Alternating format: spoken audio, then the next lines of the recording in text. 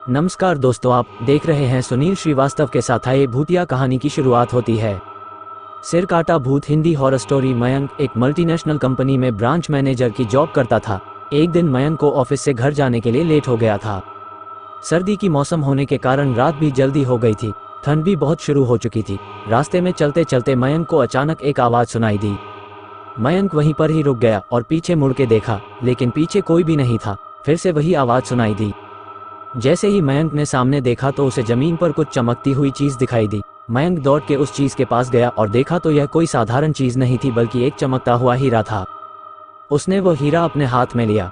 उसकी चमक देखकर मयंक की खुशी का पार ना रहा, लेकिन मयंक को कहाँ पता था ये कोई साधारण है या नहीं, बल्कि एक मायावी हीरा है। अचानक उस हीरे में से आवाज आई, अगर तुम्हें और हीरे चाहिए तो इस जमीन को खोदो, इस जमीन के नीचे बहुत सारे हीरे हैं। मयंक खुश हो गया। उसने उस हीरे को अपनी जेब में डाला और जमीन खोदना शुरू किया। करीबन 2 फीट खोद काम करने के बाद अचानक मयंक डर के मारे चिल्लाने लगा। इसके कारण उसका संतुलन खो गया और जमीन पर गिर पड़ा, क्योंकि उस गड्ढे में से हीरे मोती नहीं बल्कि किसी इंसान का कटा हुआ सर मिला। अचानक वो सर हवा में उड़ने लगा और बोला, डरो मत, मैं तुम्हें कोई हानि नहीं पहुंचागा। मैं तुम्हें बहुत सारे हीरे जवेरात भी दूंगा, बस मेरी बात ध्यान से सुनो, मैं जहां जाता हूं वहां मेरे पीछे आओ। फिर वो सिर हवा में उड़ा और जंगल की ओर बढ़ने लगा। करीबन 1 किलोमीटर चलने के बाद वो सिर रुक गया। मयंक भी रुक गया। फिर उस सिर ने मयंक से कहा, इस जमीन के भीतर बहुत सारे हीरे मोती जवाहरात छुपे हुए हैं, इस जमीन पे खोद काम शुरू करो।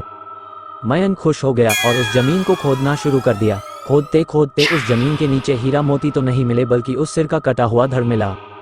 उस सिर ने कहा, अब तुम्हें एक आखिरी काम करना है, उसके बाद मैं तुम्हें मालामाल कर दूंगा। तुम्हें कहीं से भी 1 लोटा खून लाना होगा।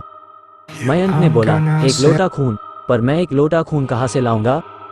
उस सिर ने कहा, चलो मेरे साथ। वो डरावना चेहरा मयंक को साथ लेकर थोड़ी दूरी पे गया। वहां उसे एक इंसान को जाते हुए देखा। वो सिर बोला, उस इंसान को मारकर उसका खून ले आओ। मयंक डर गया और बोला, नहीं नहीं, यह मुझसे नहीं होगा, मैं यह नहीं कर सकता। अगर तुमने ये काम नहीं किया तो मैं तुझे बहुत बड़ी मुसीबत में डाल दूंगा, फिर तुम्हारी पूरी जिंदगी नर्क बन जाएगी। मयंक ने हाथ जोड़कर उसे कहा, मुझे माफ कर दो, अगर मैंने उसे मार तो मुझे पुलिस गिरफ्तार कर देगी और मुझे जेल जाना पड़ेगा। उस सिर ने अपने तंत्र मंत्र की शक्ति से एक छुरी और लोटा प्रकट किया और गुस्से से बोला, अगर तुम मेरा ये काम नहीं करोगे तो मैं तुम्हारे पूरे परिवार को मौत के घाट उतार दूंगा।